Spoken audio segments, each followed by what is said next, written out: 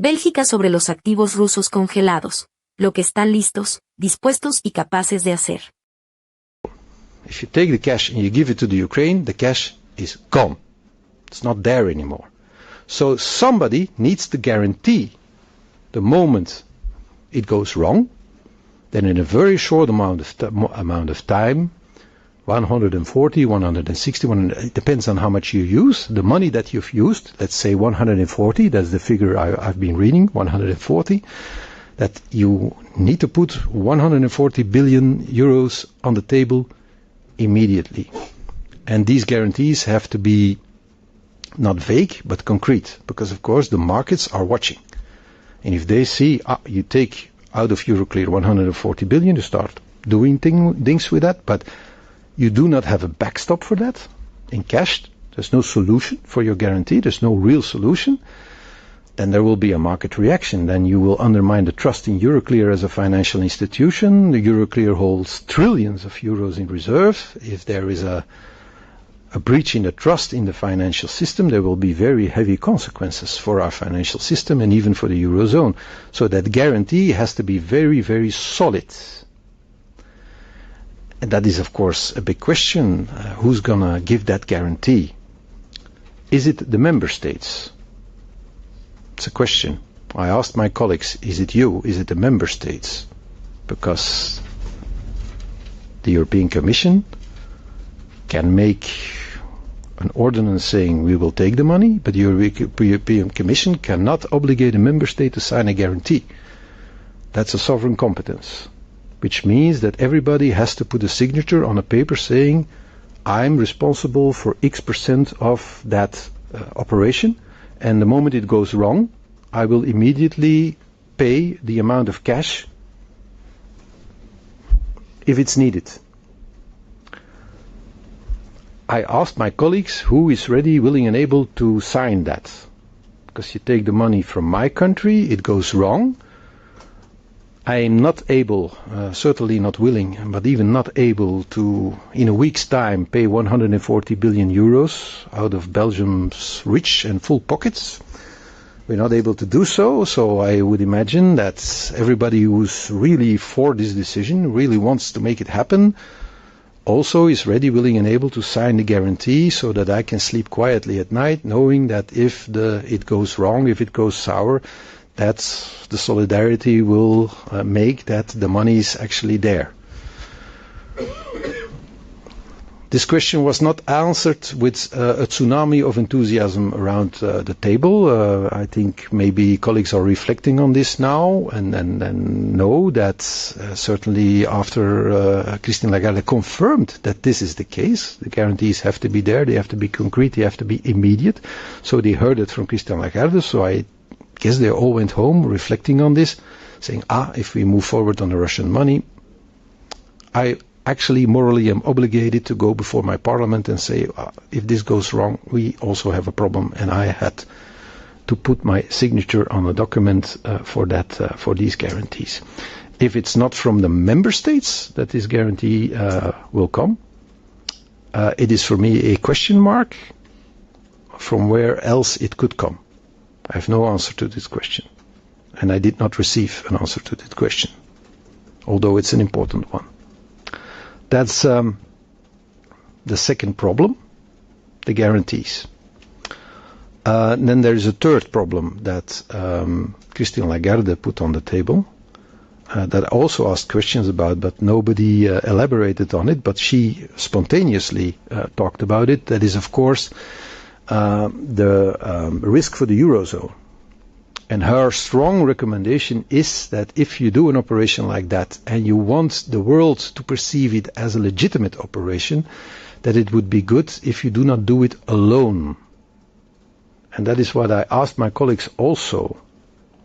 I say, I understand why you're looking at Belgium, because we have the biggest chicken of the immobilized assets. The fattest chicken is in Belgium, but there are other chickens around. In the Eurozone, there are other countries with immobilized assets. There are 6.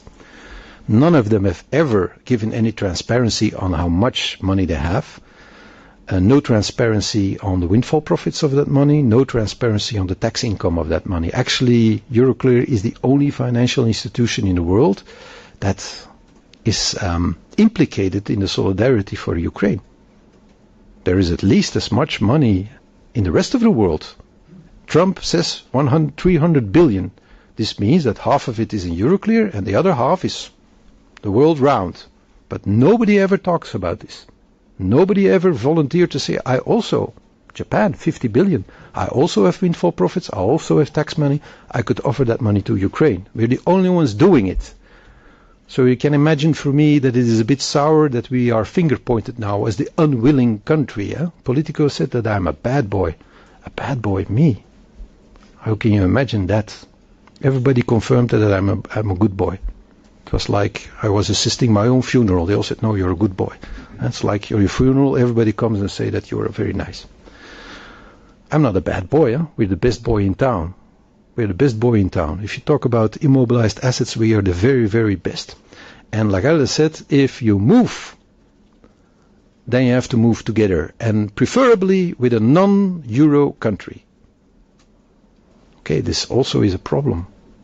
If you want to create a perception that you're doing something that's legal, and if you want to avoid very negative attention for the Eurozone, then maybe those who have reserves in pound sterling, in Japanese yen, or in Canadian dollars, or in Norwegian money, or in Swiss francs, could volunteer to say, we'll help you. We are also, every day we say that we stand with Ukraine, so now we're going to put our money literally, or Putin's money literally where our mouth is, and we're going to move together with you to make this operation a success.